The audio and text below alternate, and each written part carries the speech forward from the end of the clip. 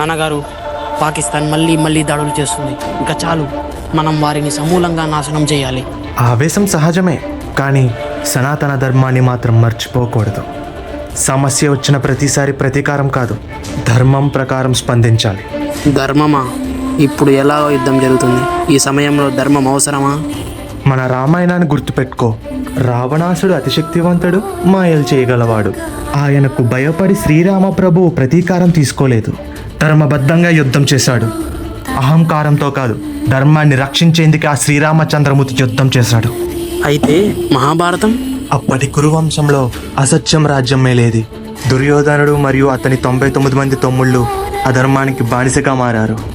అప్పుడు పాండవుల్లో పెద్దవాడైన యుధిష్ఠిరుడు తన 4 తమ్ముళ్ళ సాయంతో ధర్మబద్ధంగా యుద్ధం చేసి విజయాన్ని సాధించాడు. శ్రీకృష్ణ పరమాత్మ కూడా చెప్పాడు కదా, ధర్మ సంస్థాపనార్థాయ సంభవామి యుగే యుగే.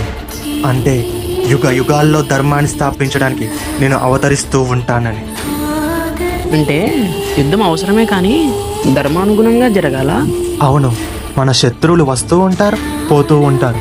అలాగే యుద్ధాలు జరుగుతూ ఉంటాయి, శాంతి వస్తుంది. కానీ సనాతన ధర్మం మాత్రం ఎప్పటికీ మారదు.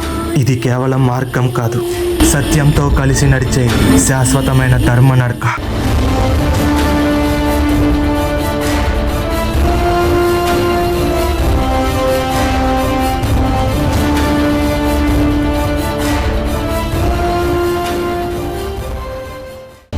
నాన్న, అసలు సనాతన ధర్మం అంటే ఏంటి? అది ఒక మతమా లేదా ఓ గ్రంథమా?